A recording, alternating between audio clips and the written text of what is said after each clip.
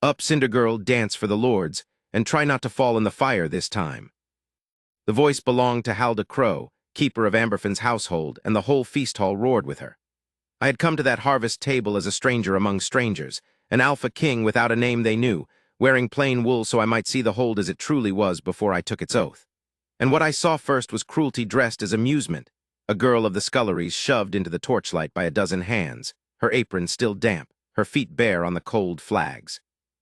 They wanted a clumsy jig. They wanted her stumbling and red-faced so the seated folk could feel tall. Halda clapped a mocking rhythm, and the drummers took it up crookedly, and someone threw a crust that struck the girl's shoulder and fell. I set down my cup. I did not yet know why my hands had gone so still. She stood in the ring of firelight and did not stumble. She lifted her chin, and something in the set of her jaw told me she had decided something no one in that hall could see. Then, very quietly, she began to sing, not a tune for dancing, but low and old, a thread of sound the drums did not know how to follow.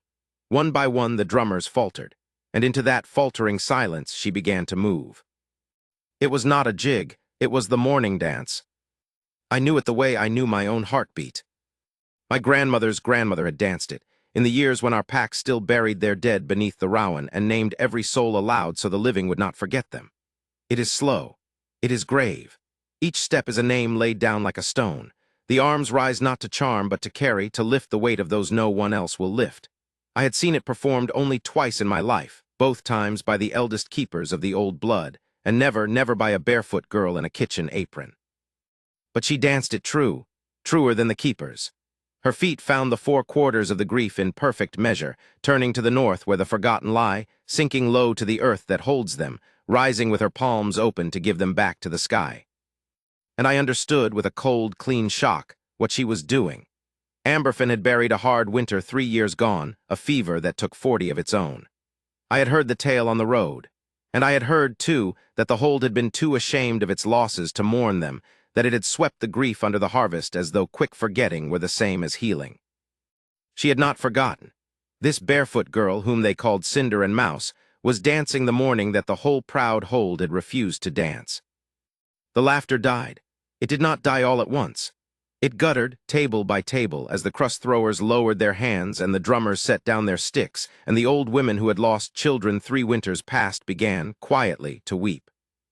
Halda Crow's clapping stopped mid-beat. She looked around for someone to laugh with and found no one, and the silence that swallowed her was more terrible than any rebuke I could have given.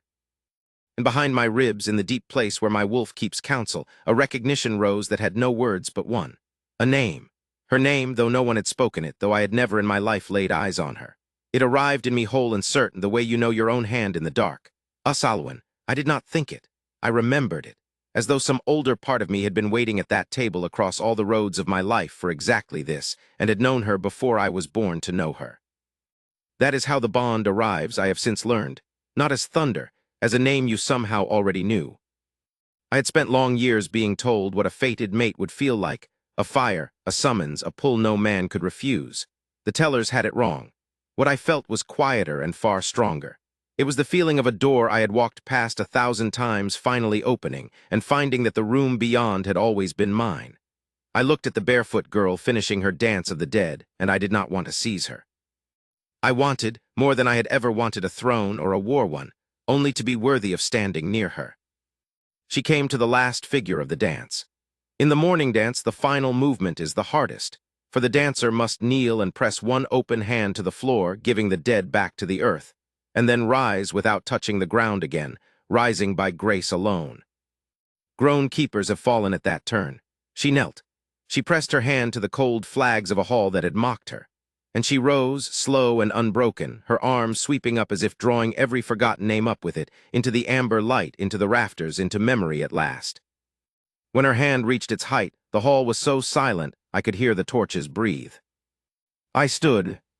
I am not a small man, and when I rose from the low bench the whole hall turned, expecting perhaps another jest, another cruelty from the stranger in wool. I let them look. Then I drew from my breast the signet that marks me, the rowan and moon of my line, the seal that no hand but an alpha king's may wear. And I walked into the ring of firelight where she stood with her chest heaving and her eyes bright and unafraid. They told you to dance a fool's jig, I said, and my voice carried to the farthest wall. You gave us back our dead. That is not a servant's work. That is the work of the first dancers, the old blood that led every pack in grief and in joy before there were halls to forget in. A murmur ran the length of the tables. Someone whispered that the stranger spoke like a lord. Someone else older went pale, for the old ones knew the Rowan moon when they saw it lifted in a stranger's hand. I am Torvald of the Greymantle line, I said, Alpha King of the Northern Packs, and I have traveled far looking for the truth of Amberfin. I turned so all could hear it. I have found it. It was standing barefoot in your kitchens while you feasted. I held out the signet to her, not commanding, only offering, the way a thing must be offered to be true. Usalwyn, I said, and I saw her flinch, for she had never told a soul that name in that hold. They had taken even her name from her and given her Cinder instead. I know what you are. I think I have always known. I will not take your hand unless you give it. But I am asking, before them all, that you take mine, not as a scullery girl and not as a king, but as what we are to each other, which I believe you feel behind your own ribs as I feel it behind mine. For a long moment she only looked at me. I have faced armies with less fear than I felt in that silence, waiting on her choice, because it had to be hers. A bond taken is no bond at all. It is only theft with a prettier name. I would have turned and walked from that hall alone before I would have closed my hand on hers unwilling. She looked at the signet. She looked at Halda Crow, who had shrunk against the wall. She looked last at me.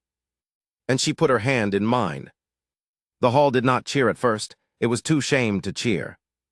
Every face that had laughed now understood what it had laughed at, and the understanding sat on them heavier than any punishment. I closed the signet into her palm and folded her fingers over it, and I felt her hand steady in mine, a dancer's hand. Strong from lifting griefs the whole hold had been too proud to lift. Let the old ones come forward, I said, gentler now. Let them name the 40 who died in the fever. She has danced them home tonight. The least we owe them is their names spoken aloud. And so they came, the mothers and the widowers and the small brothers grown taller, and one by one they spoke the names, and the harvest feast became at last the morning Amberfin had owed its dead for 3 long years. Usalwyn stood beside me through all of it with the signet warm in her hand, and when the last name was spoken she wept, and I did not wipe her tears away, for they were honest and they were hers. I only stood close, so she would know that whatever she carried, she would not carry it alone again. That is the whole of it, or nearly. She was of the first dancer's blood, the last living thread of a line the pack had thought long broken. Her mother had hidden her in the sculleries to keep her safe in the hard years and died before she could tell the girl what she was. Usalwyn learned the mourning dance from that mother in a one-room cottage, never dreaming it would one day still a king's whole hall. As for Halda Crow, I did not punish her. Grace humbles harder than any lash.